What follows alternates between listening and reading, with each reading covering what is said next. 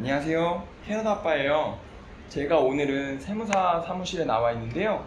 그 이유는 제가 작년에 이제 캐나다에 와서 우버 소득이 있었잖아요. 그래서 그거에 대해서 소득 신고를 하고 세금을 얼마나 환급받을 수 있는지 그런 것들을 이제 신고하기 위해서 세무사 사무실에 찾아왔고요.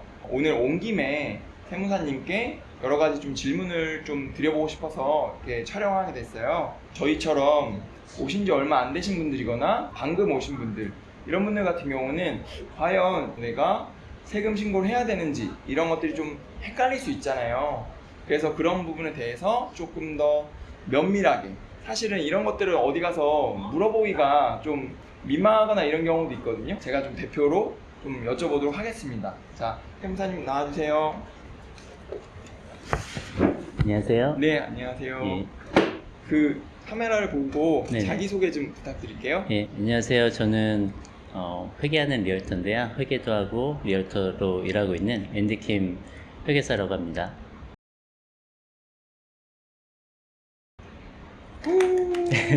네. 네. 사실 저도 이제 소개를 받아서 앤디킴 이제 그 회계사님께 요번에 이제 제 세금 신고를 좀 의뢰를 드렸는데요. 몇 가지 제가 질문이 있었어요. 근데 그런 질문들을 답을 좀 잘해주셔서 제가 그래서 부탁을 드려서 좀 자리를 좀 마련하게 되었습니다. 사실은 이제 저 같은 사람들 있잖아요. 그러니까 작년에 왔거나 아니면 뭐 올해 왔거나 네. 이런 사람들은 제일 궁금한 게 과연 여기서 내가 세금을 신고해야 되나 말아야 되나 이게 사실 좀 커요. 네네. 누구나 세금 신고를 해야 되는 건가요? 꼭 그런 건 아니고요. 이제 저는 이제 세금 보고를 하러 오시는 분들한테 네. 우선은 물어봐요. 여기에 장기적으로 뭐 계속 정착하실 계획으로 이제 캐나다에 오시는 건지 아니면 뭐 잠깐 자녀들하고 이제 유학하다가 다시 이제 돌아갈 계획이신 건지 이런 것들을 물어보거든요. 그래서 만약에 여기서 계속해서 정착하실 분들은 그래서 계속해서 세금 보고를 하시는 거를 권해드리고요. 이제 잠깐 계시다가 가시는 분들, 특별히 이제 여기에 뭐 애들 양육비라든지 뭐 이렇게 GST 환급 같은 것 때문에 이제 그런 거를 받으시려고 이제 하시려는 분들도 있는데 그거를 위해서 이제 하시는 분들은 저는 추천 안 해드려요. 그래서 근데 또 이 캐나다에 네네. 저도 소문으로만 듣고 아직 받아보진 못했지만 네. 이 좀 저소득층으로 이렇게 좀 이렇게 간주가 되면 네. 뭐 베네핏들이 좀 여러 가지 많이 있다고 들었어요. 근데 네네. 그런 것들을 좀 포기하는 게 나중을 위해선 더 이득이다 이렇게 말씀하시는 거죠? 사실은 베너핏을 받으시는 분들이 이제 저소득이면 받으실 수가 있는데 그렇죠. 이제 대부분 이제 기러기 가족처럼 이제 한국에서 이제 남편분은 이제 일을 하고 계시는데 네. 그런 거에 대해서는 소득 보고 안 하시고 여기서 이제 소득이 없다고 이제 보고하시면서 최대로 이제 베너핏을 받아가는 게 문제거든요. 그래서 그러니까 원래는 저소득이 아닌데 한국 네네. 소득까지 합하면 그렇죠. 네. 근데 이제 여기서만 소득이 없으니까 저소득으로 이제 분류가 돼서 네네. 베네핏을 받으면 음. 그게 이제 사실 문제 될 수 있겠네요. 네, 그러면. 나중에는 그게 이제 발각이 되거나 이러면 이제 받으셨던 이제 베너핏들을 다시 이제 도로 뱉어내는 경우도 있기 때문에 이제 베너핏을 위해서 세금 보고한다 이런 것들은 제가 권해드리지 않고요. 그래도 여기서 이제 합법적으로 있으시면서 또 일도 하셨다 그러면 당연히 여기서 세금 보고는 하셔야 되는 거죠. 맞는 말이고. 방금 이제 말씀해 주셨는데 사실 기러기 가족 같은 경우에는 한국에서 소득이 있고 또 이제 여기 예를 들어서 엄마나 아빠가 아이와 같이 자녀 교육을 위해서 오시는 분들이 많잖아요. 네네. 무조건 세금 보고를 해야 되는 건가요? 그렇진 않아요. 일단은 기러기 가족이시면 여기서 이제 세금 보고 하셔야 되는 분들은 이제 거주하시는 분들이 이제 세금 보고 하셔야 되는 대상인데요. 이제 기러기 거주한다고 가족 하면 이제 여기에 와 있는 여기 엄마나 와서 아빠. 그쵸 여기서 이제 실제적으로 거주를 하시면서 생활을 하시는 분들 네. 이제 거주자로 이제 간주를 하는데 이제 기러기 가족인 경우에는 이제 대부분 이제 남편분들은 한국에서 일하시기 때문에 거주자는 아니세요. 그렇죠. 그렇기 때문에 그분은 이제 한국에서 소득이 발생해도 캐나다에 소득을 보고할 의무는 없으세요. 그래요? 네네. 왜냐면 거주자가 아니기 때문에 없으시지만 이제 여기에 제가 아까 말씀드린 것처럼 이제 베너핏을 받기 위해서 이렇게 저소득으로 이제 신고하시는 분들한테 이제 이슈가 생기는 게 뭐냐면, 한국에서 이제 남편분이 소득이 많으신데 그에 대해서 여기서 보고를 하지 않기 때문에 베너핏을 받으시려면은 패밀리 인컴으로 따지거든요. 이게 캐나다에서 발생한 소득이든 뭐 다른 지역에서 발생한 소득이든, 그래서 이제 전체적인 소득에 관련돼서 이제 베너핏이 나오는 거라서, 한국에서 남편분들이 이제 소득이 많으실 경우에는 여기서 세금 보고 소득이 없으셔서 세금 보고를 하시더라도 이제 그런 베너핏들이 받을 수는 없는 거죠. 그래서 위성가족이라고 꼭 하셔야 되냐 마셔야 되냐는 아니고요. 이제 여기 안 계시는 분들은 당연히 할 수 없고 뭐 하는 의무가 없는데, 여기 오셔서 이제 소득이 발생하거나 이러신 분들 하셔야 되고요. 만약에 베너핏, 아까 말씀드린 것처럼 베너핏을 위해서 하신다 그러면 한국에 있는 그 남편의 소득도 다 여기에 리포트는 아닌데, 이제 실제적으로 세금 내시는 건 아니지만 그런 베너핏 계산을 위해서는 이제 가족 소득이 필요하기 때문에 그 가족 소득에 대해서 이제 국세청에 이제 얘기를 해줘야 돼요. 그래야지 그 정확한 베너핏 금액들을 알 수 있기 때문에 그런 이슈고, 이제 위성가족이라고 꼭 해야 됩니까? 아닙니까? 이런 문제는 아니죠.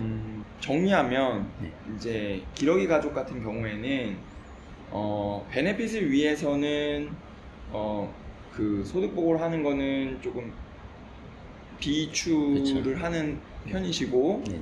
그 다음에 솔직하게 세금 신고를 하고 싶다라고 하면은 하는 거고 안 해도 되는데, 여기서 계신 분이 소득이 발생되면 예를 들어 우버를 한다거나 저처럼 이러면 무조건 세금 신고를 해야 된다. 예, 그렇죠. 그런 말씀이시죠. 알겠습니다. 명확하네요, 아주. 예, 예. 네, 좋습니다. 네. 근데 이런 경우는 어때요? 예를 들어서 한국에 뭐 왔다 갔다 했어요. 왔다 예. 갔다. 그러니까 작년에 예를 들어 한 뭐 5, 6월에쯤에 와가지고 있다가 또 한 추석쯤에 잠깐 들어갔다가 왔다가 이렇게 막 왔다 갔다 하는 경우도 있잖아요. 예, 그렇죠. 그래도 여기에 소득이 있으면 무조건 신고를 해야 되는 건가요? 그러니까 이게 이제 거주자냐 이제 비거주냐는 이제 문제인데요. 이제 대부분 아시는 것 중에 하나는 여기 이제 365일 중에 183일 이상 이제 거주했을 경우 이제 거주자로 간주한다, 이런 이제 조항들이 있긴 있어요. 근데 이제 꼭 그거 하나로만 이제 여기서 거주하느냐 거주하지 않느냐를 보는 건 아니고요. 만약에 모든 가족분들이 여기서 생활을 하고 있고 모든 생활권이 여기 있고 뭐 은행 계좌도 있고 차도 있고 집도 있고 이러신 분들 같은 경우는 여기에 183일을 있지 않으셔도 모든 생활권들이 여기 있기 때문에 한국을 왔다 갔다 하셔도 이제 거주자로 이제 세금 보고를 하셔야 되는 게 맞는 거고요. 그래요? 그러면 아까 그 거주자에 대한 얘기를 하셨는데 네네. 그게 뭐 이제 비자랑은 상관이 없는 건가요? 비자랑은 상관이 없다기보다는 이제 비자가 없으시면 이제 여기서 이제 세금 보고하려면 신넘버라는 게 필요한데, 이제 그렇죠, 신넘버가 그렇죠. 없으면 사실은 보고를 할 수가 없어요. 이 소셜 인슈런스 넘버. 네네. 예. 맞아. 요번에 저 보고할 때도 그거를 좀 알려드렸었죠. 네네. 그래서 맞아요. 이제 그게 없이는 이제 세금 보고 할 수 없어서 꼭 이제 뭐 여러 가지 뭐 할 수 있는 그런 조건들이 있긴 있습니다. 하고 싶어도 좀 이제 비자가 안 되면 신넘버를 네. 못 받으니까 그렇죠. 못 하는군요. 근데 이제 제가 이제 좀 이거 약간 바보 같은 질문일 수도 있어요. 네. 근데 저 한국에서도 그렇고 사실 좀 궁금했던 건데 세금 신고를 왜 해야 되는 건가요? 그러니까 네. 특히 이제 저 같은 경우는 여기 영주권도 없고 네네. 시민권도 없잖아요. 예, 그렇죠. 소득은 있지만 사실 그거 진짜 별 볼 일 없거든요. 네네. 근데 제 메이저 소득은 이제 한국에서 있었던 소득들이 좀 그나마 볼륨이 좀 크고, 네네. 저뿐만이 아니고 대부분의 분들은 한국에서 소득이 뭔가 이렇게 발생되고 그럴 텐데, 이 세금 신고라는 거를 그냥 개념적으로 왜 해야 되는지, 네네. 그냥 알아서 국가에서 원천징수 막 해가고 그랬던 것 같은데. 한국은 그런데 여기는 그게 따로 이제 원천 징수를 해가는 것이 없고요. 그래요? 예, 그리고 이제 세금 보고를 하는 저도 이제 이런 질문 처음 받아봐가지고 하는데, 죄송합니다. 예, 당연히 이제 캐나다에 이제 사시는 분이면 합법적으로 여기서 살고, 이제 국민으로서 이제 그런 권리들을 이제 가지시기 위해서는 당연히 이제 세금 보고를 하셔야 되는 게 맞고요. 세금 보고를 하셨으면 이제 예를 들면 이제 자녀분이 학교 가거나 이런다 해도 여기는 이제 학비가 무료잖아요. 근데 이제 유학 그렇죠. 오신 예. 분이나 이런 분들은 이제 학비를 내셔야 되지만, 이제 합법적으로 이제 워킹 비자를 가지고 오신 분들 같은 경우는 여기서 세금 보고를 하기 때문에 이제 그런 베너핏들을 받을 수가 있는 거예요. 그래서 자녀 학비라든지 이런 것들도 공제가 되어지고, 그럴 때 이제 학교에서 요구하는 거는 이제 여기서 세금 보고한 기록들을 가져오라 이런 것들이 있습니다. 그래서 당연히 여기서 일을 하셨거나 이제 합법적으로 살아가고 어떤 권리들을 가지시기 위해서는 당연히 여기서 세금 보고하고 세금을 낼 건 또 내고 하면서 이제 생활하는 게 맞다고 생각되어집니다. 그러니까 한국에서 직장 생활을 했던 저는 예. 원천 징수를 매번 이제 당했었거든요. 네네. 근데 여기서는 저 같은 경우에 세금 보고를 안 하면 세금을 안 내는군요. 그거는 이제 우버 같이 이제 자영업을 하셨을 경우에만 이제 얘기고요. 이제 일반적으로 직장에 다니시는 분들은 한국하고 비슷합니다. 원천징수를 떼세요. 그래서 이제 떼요. 연금 떼고 이제 고용보험 떼고 세금을 떼고 받으시기 때문에 그런 거는 아마 동일한 것 같습니다. 근데 이거 세금 안 내면 어떡해? 안 내면은 이제 이자도 발생하고요. 아. 또 이제 늦게 내면 이제 벌금도 있어서 무조건 내야겠네. 결국은 이제 본인 어카운트에 이제 쌓이게 되니까 결국은 나중에 내긴 내셔야 되죠. 받으러 오는군요. 그렇군요. 알겠습니다. 예. 근데 이제 제가 또 헷갈리는 게, 저희 아내 같은 경우는 한국에서 작년 1월, 2월까지 근무를 했었어요, 회사에서. 네네. 원천 징수를 떼기도 뗐고, 올해 초에 이제 세금 신고 그걸 네, 세금 신고. 했거든요. 그렇죠. 그러면 이제 한국에서 그 소득에 대해서는 세금을 다 납부를 정확하게 한 거잖아요. 네, 그렇죠. 근데 여기 와서 또 그 소득에 대해서 신고를 해야 되나요?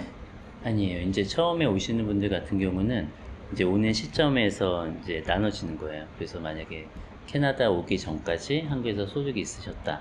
그럼 그 소득에 대해서는 여기서 세금을 낼 의무는 없으신 거예요. 그리고 이제 캐나다에서도 세금을 걷진 않습니다.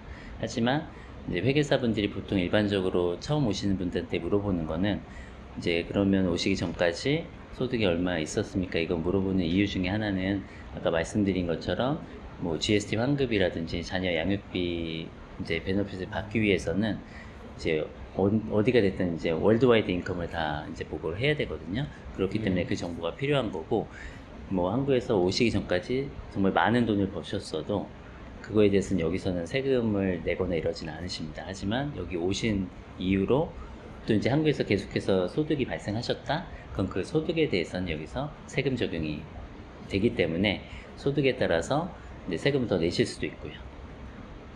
예, 안 그래도 지금 방금 말씀해 주셨는데, 그건 이해했어요. 그러니까 입국 전에 발생한 소득에 대해서는 세금은 여기서는 뭐 물어보지 않는다. 근데 입국 이후에, 그러니까 캐나다 온 다음에 한국에서 소득이 발생할 수 있잖아요. 네, 그렇죠. 그거에 대해서는 이제 세금 신고를 해야 된다 이렇게 네네. 말씀하셨는데, 한국에서도 세금을 내고 네네. 여기서도 신고해서 세금을 내면 네네. 너무 떼먹는 거 아닌가요? 이게 여기서도 떼먹고 네. 저기서 떼먹고? 예, 그런 건 아니고요. 일단 여기 오셔가지고 발생하는 모든 소득에 대해서 한국하고 캐나다도 이제 그런 세금 협정 같은 게 있어가지고, 물론 캐나다가 아마 한국보다는 세율이 좀 더 높을 거예요. 그래서 한국에서 내신 세금만큼은 여기서도 공제를 해줍니다. 그래서 그 차익에 대해서만 이제 캐나다에서 세금을 내시면 돼서, 이게 이중 과세다 뭐 이렇게 이중으로 너무 내는 거 아니냐 이렇게 생각하시는 분들이 있는데, 그런 건 아니고요. 캐나다에 일반적으로 보고하시는 소득 그 세율에 적용되는 거기 때문에 한국에서 적게 내신 분들은 그 차익만큼은 여기서 내시는 그런 구조로 되어 있습니다. 그러니까 두 나라 중에 많은 쪽에 맞춰서 그렇죠. 뭐 내게 되네요. 그럼 캐나다에서 먼저 내면은 한국에서는 좀 안 내거나 뭐 이럴 수. 그거는 잘 모르겠어요. 제가 이제 한국 세금은 잘 모르긴 그렇죠. 하는데, 네. 근데 여기 계시는 분들 같은 경우는 이제 한국에서 소득이 발생하는 걸 제가 이제 보다 보면 아무래도 적게 내시긴 하시더라고요. 그래서 그 차액은 어느 정도 차액은 여기서 또 내시는 경우가 많이 있어서 캐나다 세율이 한국보다 훨씬 높은 거는 맞습니다. 그리고 또 요번에 이제 제가 세금 신고하는 거 이제 네. 제가 정보를 이렇게 막 이제 간단하지만 적어드리면서 네. 궁금했던 게 아니 환율은 어떻게, 왜냐면 작년에 특히 이게 환율이 막 널뛰기를 했어요. 네네. 근데 환율에 따라서는 세금을 또 많이 낼 수도 있고, 왜냐면은 네. 제가 한국에서 번 돈은 원화인데 네네. 그렇죠. 여기서 사람들이 보는 거는 이제 캐나다 달러로 볼 거 아니에요. 그렇죠. 예. 그럼 이게 어떻게 되는 건지. 그거는 일반적으로 이제 1년 그 평균 레이스로 아, 이제 그래요? 계산을 해요. 그래서 이제 여기 뱅크 오브 캐나다 이제 그 웹사이트에 들어가면 이제 각 나라별로 매년 이제 에버리지 그 익스체인지 레이트이 있습니다. 아. 그래서 그거를 기준으로 해서 이제 계산을 하게 돼서 명확하네요. 어떻게 좀 네. 절약할 어떤 구멍이 그렇게 많지는 않네요. 그렇죠. 이제 여기서도 이제 일일이 그걸 매달 익스체인지 레이트를 할 수가 없기 때문에 이제 CRA에서도 이제 감안하고 이제 이 정도 환율로 계산하는구나 이렇게 감안하시면 될 것 같아요. 근데 아까 얼핏 말씀하셨는데 부동산을 이제 처분한 경우에, 그러니까 매매를 한 경우에 그것도 이제 한국에서 양도소득세를 발생하잖아요. 네, 그렇죠. 아니면 부동산을 산 경우에는 취득세가 발생하는데 취득세는 소득세는 아니라서 그건 아마 맞아요. 예, 그거는 상관없어요. 없을 것 같고, 할 때 양도소득세 발생하는데 그것도 여기다가 신고해서 여기서도 뭐 세율을 적용해야 되나요? 그러니까 이제 처음에 오신 분들 같은 경우는 아닌데 이제 계속 여기서 살고 계시는 분들은 이제 한국에 10만 불 이상 자산이 있으시면 그 자산을 이제 보고하시게 돼 있거든요.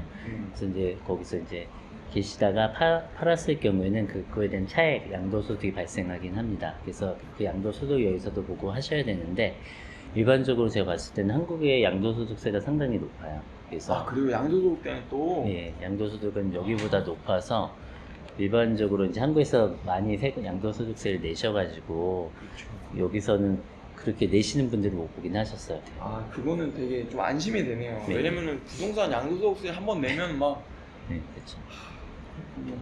그 부동산 얘기가 나와서 조금만 더 하면, 부동산 같은 경우는 한국에는 이제 재산세도 내잖아요. 네네. 보유세라고 예, 예. 하는 재산세, 보유세 이렇게 내는데 여기는 그런 거는 여기도 재산세가 있죠. 예, 집을 구매하시면 근데 재산세가 한국에 있는 있죠. 부동산은 여기서는 재산세는 그런 건 아닌데 만약에 한국에 있는 부동산에서 이제 그걸 임대를 주셨다. 그럼 이제 임대 소득 관련해서 이제 비용들을 다 빼실 수 있기 때문에 이제 똑같다고 보시면 돼요. 그 월세가 나오는 것도 소득으로 간주하는 거잖아요. 네, 월세 소득은 여기서도 동일하게 이제 렌탈 인컴으로 해서 보고가 들어갑니다. 전세는 사실은 소득은 아니라서 아니죠. 여기는 소득으로 보고는 안 하시고 돼요. 돈 약간 빌린 느낌이잖아요. 네, 그렇죠. 네. 그렇습니다. 알겠습니다.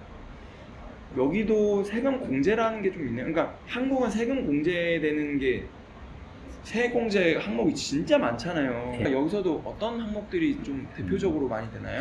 여기는 실제적으로 이제 세금 공제할 수 있는 것들이 많지는 않습니다. 그래서 이제 한국 분들은 이제 세금 보고하실 때 뭐 카드 영수증 뭐 이런 거 다 드려야 됩니까 이렇게 물어보시는 분들이 있는데 여기는 이제 그런 거는 공제가 전혀 안 되고요.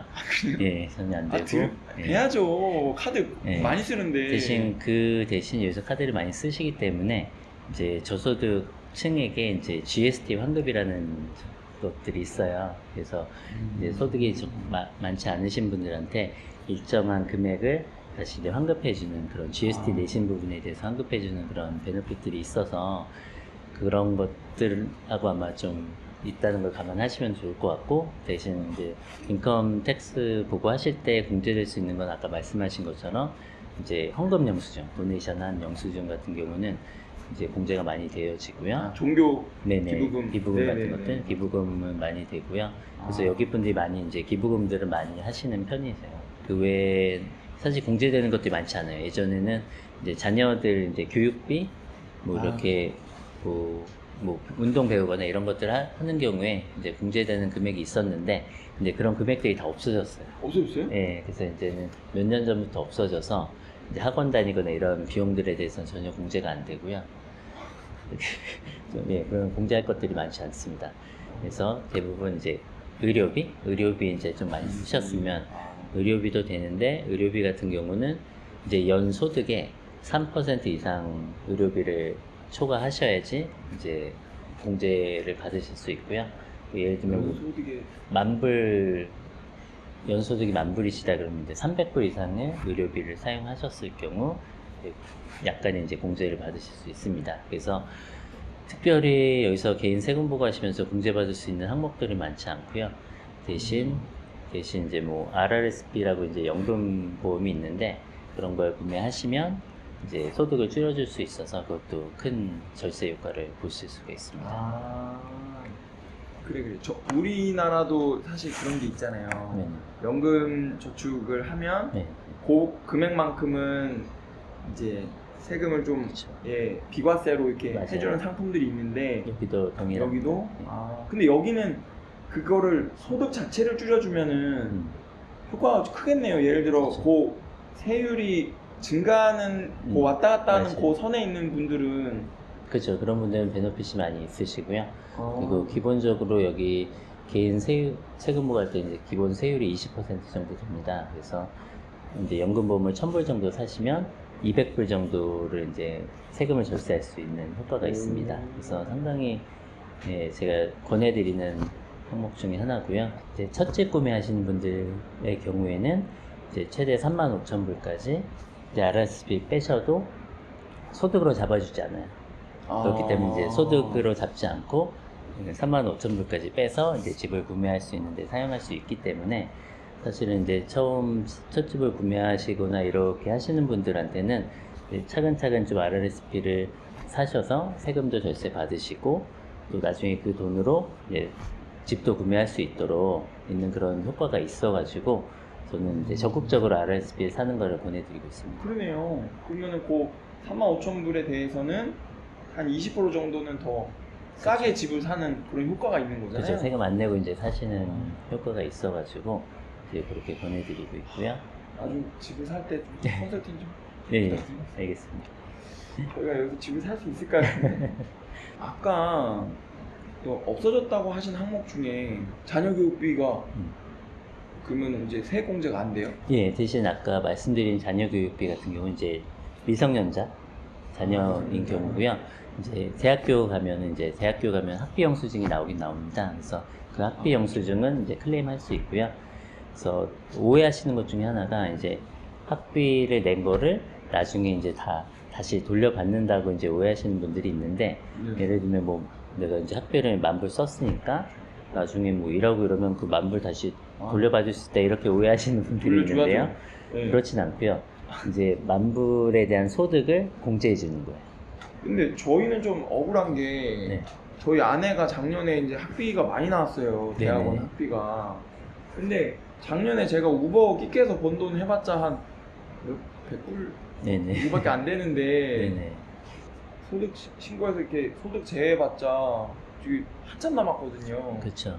예. 그러면은 억울해서 어떻게 해요? 그런 건 아니고 이제 오해하시는 것 중에 하나는 이제 학비 같은 경우는 이제 크레딧이 있으면 그걸 평생 쓸 수 있어요. 쓸 때까지. 이거를 다 쓸 아. 때까지. 그렇기 때문에 이거를 뭐 올해 보고했는데 소득이 없었기 때문에 이거는 클레임 하나 안 하나 그냥 없어지는 돈이라고 생각하실 수 있는데 이거는 계속 쌓여요. 그러면은 네. 작년에 저희가 낸 학비는 그 저희가 나중에 여기서 세금을 진짜로 좀 많이 내게 될 때 소득이 많아졌을 때 그때 사용할 수 있어요. 그때 사용할 수 있어요? 네. 그래서 이제 학비는 되게 중요하고요. 그래서 네. 어떤 분들은 이제 소득이 없기 때문에 굳이 학비 클레임할 필요가 없다 해서 이제 안 하신 분들이 있는데 그거를 이제 한꺼번에 나중에 소득이 발생해서 그러면 몇 년 전부터 제가 학비가 있었는데 이거 학비 한 번에 클레임하고 싶어요 이렇게 하시는데 그렇게는 안 돼요. 또. 이 학비 네? 같은 경우는 그렇게는 안 돼요. 그래서 그 전 해로 가셔야 돼요. 그러니까 만약에 세금보유 그 전에 했을 때 학비용 수중을 빼먹으셨다. 그럼 그 해에 가셔서 다시 수정을 하셔야 돼요. 세금보유 수정해서 그때로 이제 그래서 좀 더 복잡해요. 그래서 학비용 수준 같은 경우는 그에 발생할 때 같이 꼭 하셔야 되고요. 대신 이제 도네이션 아까 기부금 말씀드렸는데 네. 기부금 같은 경우는 이제 5년 동안 유효해요. 그러니까 5년 동안 혹시 만 신고를 안 했어도. 기부금을 많이 하셔도 5년 동안 소득이 없으셨으면 그 5년 전에 했던 거는 그냥 없어져요. 이게 계속 남아있진 않아요. 그래서 그런 경우에는 이제 도네이션 같은 경우는 학비랑 달라서 도네이션은 그냥 클레임 안 하고 계시다가 만약에 이제 소득이 많아지셔서 몇 년째 클레임할 수 있다 그러면 그때 같이 하셔도 무관하긴 해요.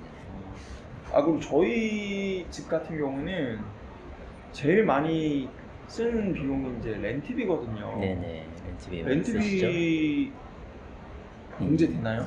안 됩니다. 안 돼요. 네. 근데 이제 렌트비 같은 경우는 이제 BC주에서는 공제가 안 되고 네. 대신 이제 온타리오주 토론토 지역은 이제 그걸 공제 금액으로는 아닌데 이제 렌트 하시는 분들에게 어느 정도 일정의 이제 베너핏, GST 환급처럼 야. 그런 베너핏들이 있긴 있습니다. 그래서 온타리오주에 거주하시는 분들은 이제 렌트 하시는 분들은 그 렌트 하신 금액에 대해서 이제 세금 보고하실 때 이제 말씀을 해주셔야 그걸 이제 같이 포함시켜 주고요. 대신 BC주에서는 렌트 하신다고 그걸 공제받거나 이런 그런 공제 사항들은 없고요. 대신 이제 자영업을 하시는 분들, 비즈니스를 하시는 분들은 이제 혹시 렌트를 하는데 그 렌트 하는 집에서 이제 오피스 공간으로 이제 비즈니스 공간을 좀 사용하신다? 네. 그럴 경우에는 렌트비를 어느 정도 클레임을 할 수는 있습니다. 캐나다에서 세금 신고를 할 때 보니까 물론 제 주변에도 셀프로 신고하신 분들 많은데 네네. 사실은 캐나다에서는 몰라 제 주변에만 그런지 네네. 그 개인인데 세무사 분들께 의뢰해서 세무 신고하는 경우가 되게 많더라고요. 근데 네. 한국은 전 정말 한 명도 못 봤거든요. 네네. 네. 저는 뭐 재벌 제 주변에 재벌이 없어서 그런지 네네. 그냥 회사 다니는 사람들은 다 회사 시스템에서 그냥 자기가 음. 기부금 영수증 챙겨 와갖고 스캔해서 올리고 뭐 카드 그거 이제 해갖고 시스템에서 이렇게 긁어 와갖고 하고 막 이게 하거든요. 네네. 근데 캐나다에서는 이렇게 세무사분들께 좀 맡기는 이유가 네네. 뭐 어떤 뭐 문화 같은 건가요? 아니면 뭐 개인이 하기 좀 번거로운 뭐 그게 있는 건가요? 그런 건 아니고요. 일반적으로 여기서도 이제 어느 정도 세금 보고를 이제 개인적으로 하시는 분들이 있어요. 여기도 이제 뭐 소프트웨어 같은 거 사가지고 이제 간단하게 이제 직장 다니셔가지고 이제 뭐 T4라고 하는데 그런 근로소득 그런 거 발생하시는 분들 같은 경우는 기본적으로 하실 수가 있는데 만약에 했다가 잘못돼서 이제 국세청과 뭐 이게 이슈가 발생하거나 이런 경우가 사실 곤란한 경우라서 네, 그런 경우 때문에 사실 전문가한테 맡기는 것을 이제 권해드리긴 하고요.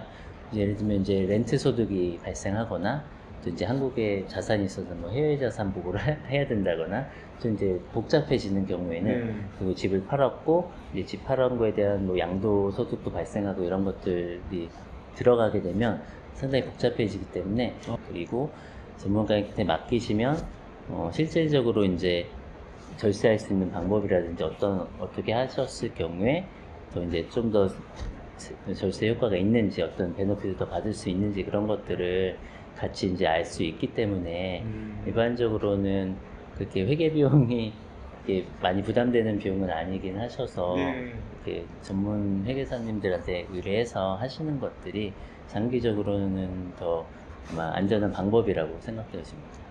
네. 그러니까 사실 저도 이제 한국에서는 이제 저 혼자 하다가 여기서 세무사분께 좀 의뢰를 맡겼는데 생각보다는 그 비용이 네네. 그렇게 부담되진 않더라고요. 예. 예, 뭐 금액을 말씀드릴 수는 없지만 예. 여기 캐나다 또 좀 인건비가 되게 비싼데 예. 그래서 감사하고 있습니다. 아, 예. 감사합니다. 예. 네. 만약에 의뢰를 하신다 그러면 뭐 어떻게 이게 일이 처리가 되고 네. 간단하게 좀 설명 좀 부탁드립니다.